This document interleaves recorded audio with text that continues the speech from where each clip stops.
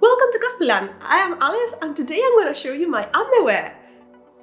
No, that's not how this was supposed to go.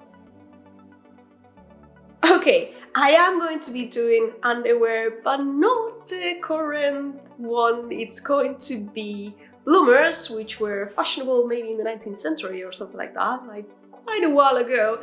And they are not so fashionable anymore unless you are a cosplayer and you want to wear a skirt which is very puffy, and definitely you will show absolutely everything, particularly if you go upstairs to the top floor of a convention.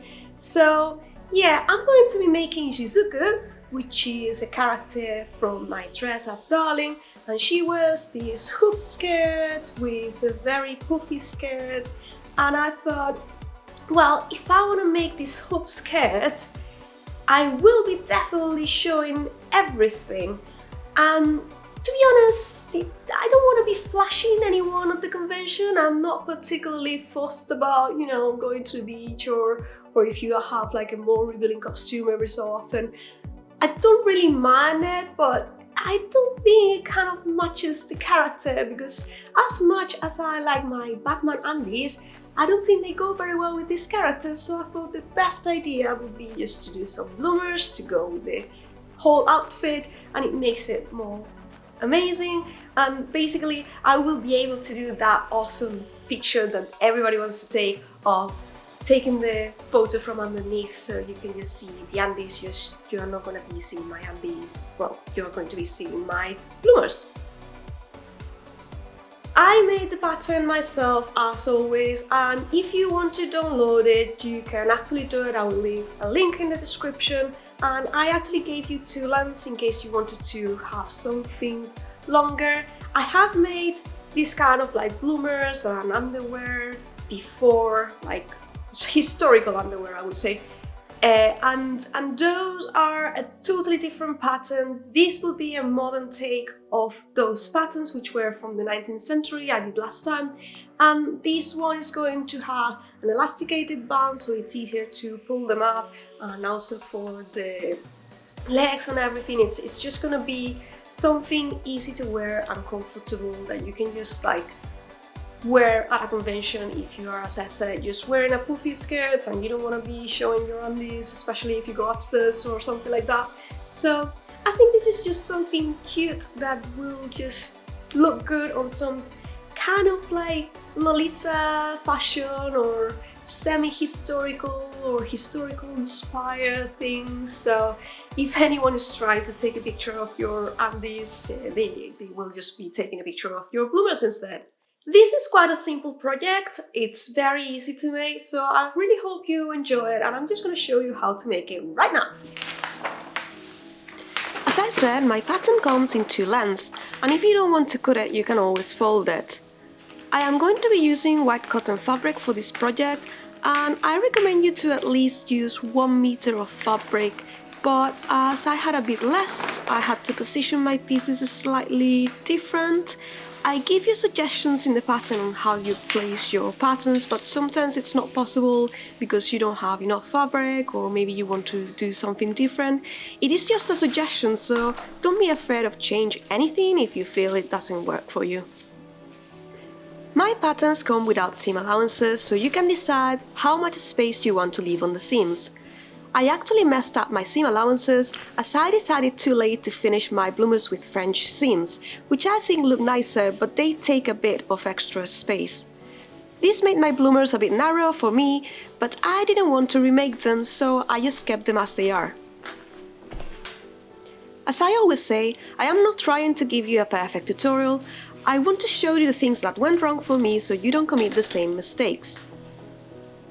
This is as much a learning process for me as it is for you, and I just have fun doing these patterns and these cosplays, so don't expect me to do this perfectly because I'm a human as well.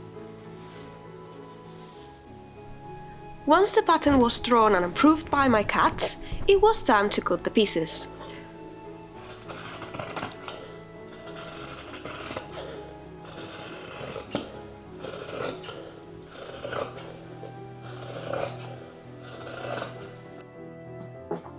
I am going to be working with the legs first, and to make sure I position the pieces correctly, I will match them at the same time.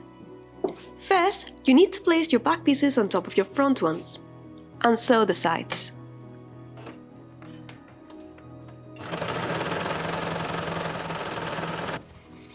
I will be finishing my bloomers with French seams.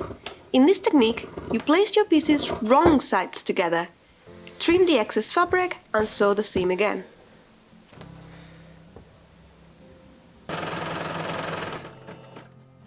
This makes your seam look very neat from the inside and from the outside, but it is also more time consuming. You do not need to finish your bloomer like this, and a simple serger edge or zigzag stitch will do. I am sewing the inside of each leg next. For me, it is wrong sides together, but for you it will be right sides together if you are not doing French seams.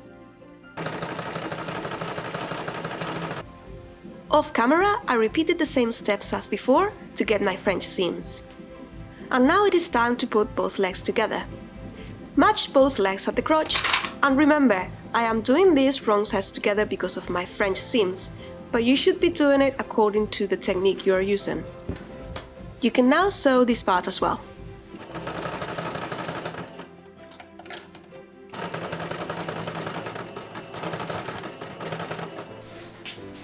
The base of your bloomers is ready. It is time to add the channels for your elastic. For this, I will be doing a simple folded hem.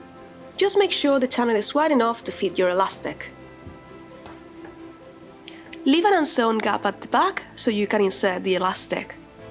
And sew the edge. I decided to add lace to my bloomers. This is not necessary, but it makes them look cuter. Just make sure your lace is soft to the touch, as the bloomers will be touching your skin. You do not want itchy thighs. Talking from experience. I am sewing my lace underneath the edge. Just make sure your channel is still wide enough for your elastic band when you add it. And by the way, yes, that is a cat helping me throughout the process.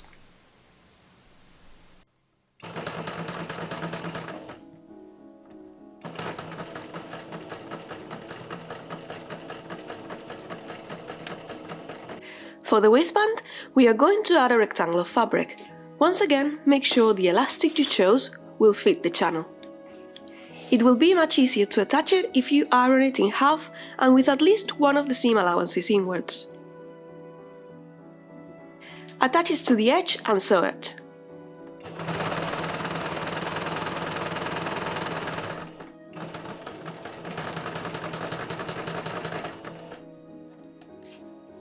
This is going well. Let's just add the finishing touches. Now that one side of your waistband is attached, fold it on itself, placing all the seam allowances inside the waistband. For a cleaner look, sew it from the right side. And don't forget to leave a gap unsewn to insert the elastic.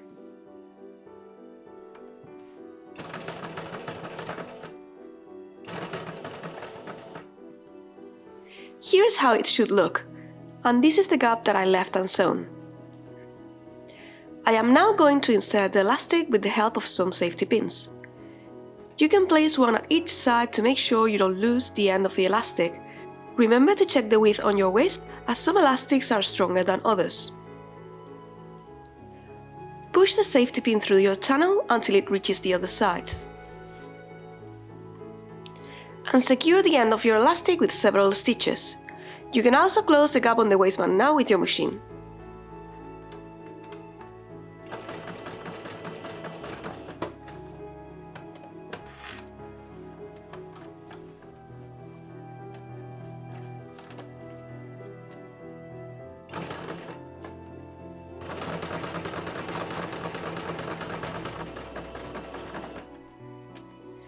Repeat the same process with the elastic band on your leg openings, and the bloomers will be done.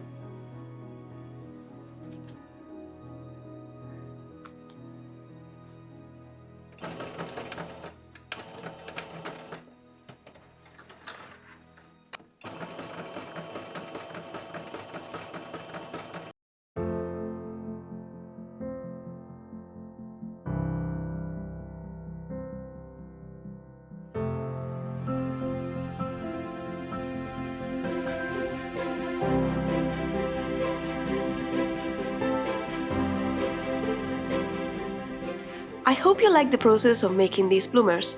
I am sure I'm going to give them many uses. And remember that if you also want to make them, there's a link in the description where you can download this pattern. Here is also a teaser of what comes next. I am loving how this project turned out so far. Don't forget to like and subscribe if you want to see more. See you in the next adventure. Bye!